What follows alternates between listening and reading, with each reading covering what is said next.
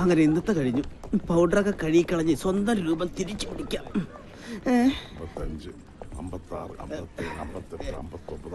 മൊത്തം തന്നോളൂ. ഞാൻ ഇറങ്ങി, നീ വീട്ടിലേക്ക് പോക്കൂ. അല്ല, നമ്മുടെ എൻഡിങ് ചെയ്യുമ്പം ഇതുവരെ ഇറങ്ങിയിട്ടില്ലേ?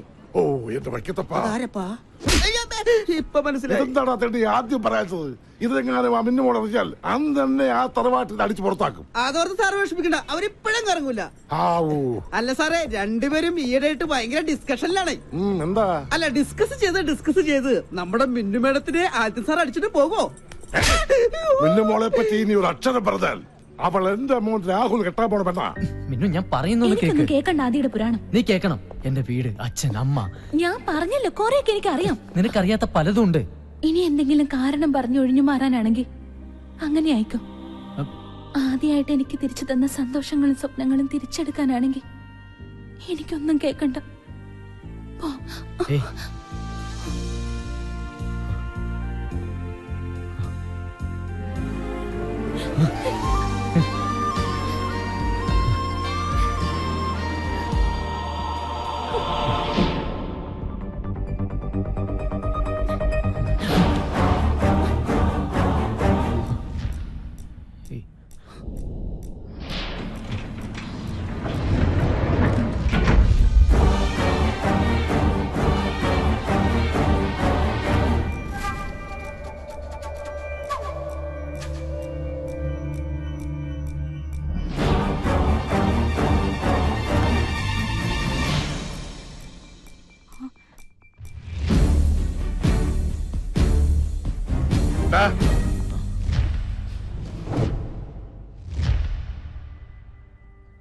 നിനക്ക് മിന്നുമോളെ ഇഷ്ടാണോ? അതെ.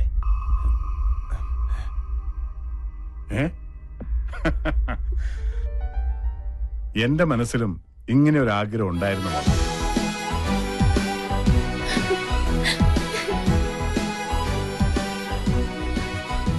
അളിയാ, പെങ്ങളെ ജീവിച്ചിരുന്നപ്പോ എനിക്ക് തന്ന വാക്കാ മിന്നുവിന്റെയും എന്റെ മകൻ രാഹുലിന്റെയും കല്യാണം. വാക്കല്ലി മാറ്റാൻ പറ്റും, നാക്ക് മാറ്റാൻ പറ്റില്ല. എന്തായി അറിയാ, ആദിത്യനും ലക്ഷ്മിയും വന്നതിന് ശേഷമാണ് നഷ്ടപ്പെട്ടു പോയ എന്റെ മോളുടെ കളിയും ചിരിയും എനിക്ക് തിരിച്ചു കിട്ടിയത്. എന്റെ മോളുടെ സന്തോഷമാണ് എനിക്ക് വലുത്. അതുകൊണ്ട് ഇവരുടെ കല്യാണം നടത്താൻ ഞാൻ തീരുമാനിച്ചു.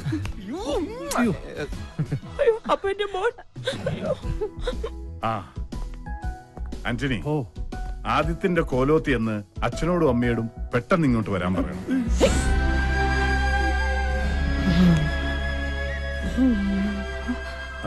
അന്നിങ് വന്നേ.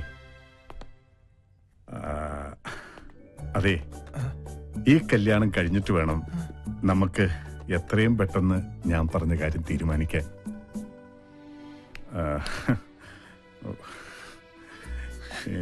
ഈ കാര്യം പറയുമ്പോ എനിക്കൊരു ഏതാണ്ട് പോലെയാ ഒരിത്.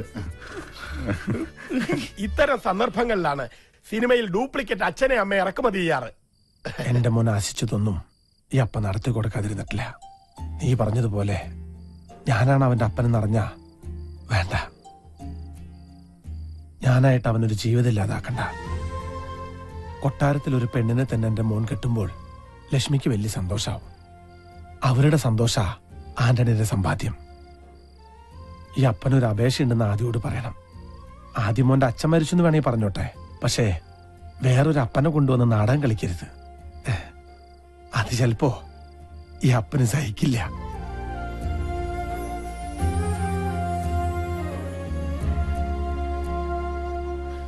ഞാൻ തടഞ്ഞില്ല. തടഞ്ഞാലും ആന്റണിച്ച് നിൽക്കില്ല എന്ന് എനിക്കറിയാം.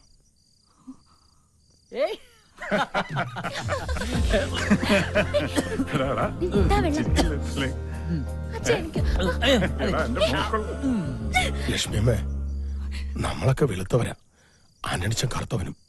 പക്ഷെ ആന്റണിച്ചന്റെ മനസ്സിന്റെ വെളുപ്പ് നമുക്കാർക്കുമില്ല. അതുകൊണ്ട് ഞാനും ആന്റണിച്ചന്റെ അടുത്തേക്ക് പോവാ.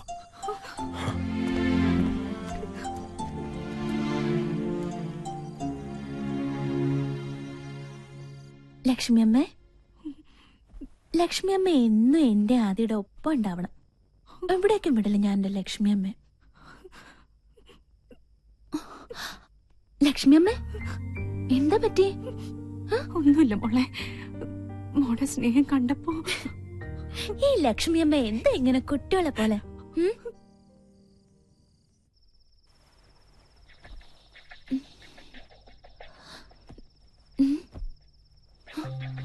ലക്ഷ്മിയമ്മേ, ലക്ഷ്മിയമ്മേ, അച്ഛാ, അച്ഛാ. നിങ്ങൾ രണ്ടുപേരും ഒന്നിച്ചല്ലേ ഇന്നലെ അച്ഛാ, കിടന്നത്? രാത്രി ലക്ഷ്മിയമ്മ കുറെ കരയുന്നുണ്ടായിരുന്നു. അളിയാ, അളിയാ, ഓ എന്താളിയാ? ലക്ഷ്മിയെ കാണാനില്ല. ഞാൻ അന്നേ പറഞ്ഞതാ കണ്ടുവരെ വിളിച്ച് തറവാട്ട് കയറ്റി കിടത്തരുത്. ഇപ്പൊ എന്തായി? എന്റെ അളിയ അതൊക്കെ പിന്നെ പറയാം. അളിയനൊന്ന് അന്വേഷിച്ചേ. നീ പോയി വേലക്കാരുടെ മുറി നോക്ക്, ഞാൻ ആ പൊട്ടന്റെ മുറി നോക്കട്ടെ. അമ്മ ഞാനൊന്ന് പറയുന്നത് വേണ്ട കേക്ക്. മോനെ, അപ്പനെ മാറ്റി നിർത്തിക്കൊണ്ടുള്ള ഒരു സന്തോഷവും നമുക്ക് വേണ്ട. അപ്പന്റെ കണ്ണീര് വീണ ഗതി പിടിക്കില്ലെന്ന് ഹൈ, അമ്മ കരയാതിരിക്കേ. നേരെ ഒന്ന് വെളുത്തോട്ടെ. എല്ലാ സത്യങ്ങളും തുറന്നു പറഞ്ഞ് നമുക്ക് ഇവിടെ ഇറങ്ങാം. ആ കരയല്ലേ എന്ന്.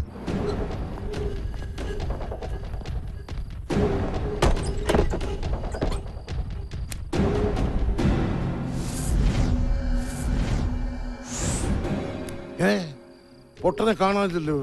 അപ്പൊ രണ്ടുപേരും കൂടെ സ്ഥലം വിട്ടതായിരിക്കും.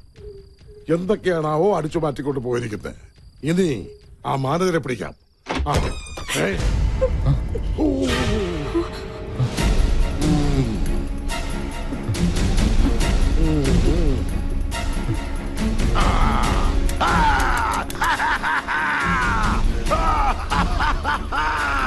വാ വാ, എല്ലാരും വേഗം വാ.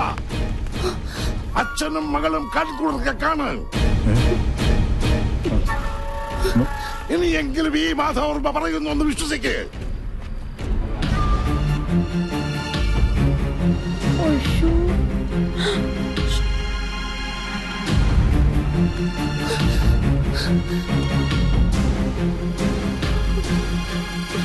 എനിക്കന്നേ സംശയമുണ്ടായിരുന്നു.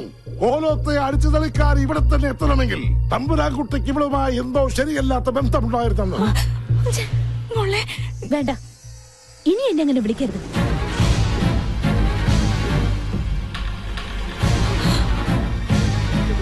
ഓ, എന്നാലും നിങ്ങൾ എന്തൊരു സ്ത്രീയാണ്. മകന്റെ പ്രായമുള്ള ഒരു പയ്യനുമായി. അതെ, മകൻ തന്നെയാ.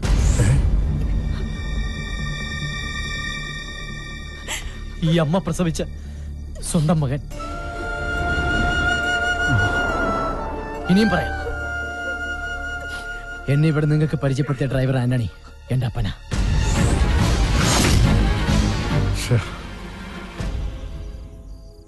എന്താ എല്ലാരും നോക്കി നിൽക്കുന്നേ?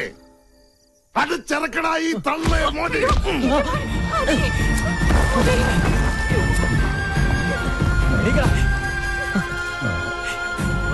അയ്യോ, ഒന്നും ചെയ്യല്ലേ. അയ്യോ, മോനെ.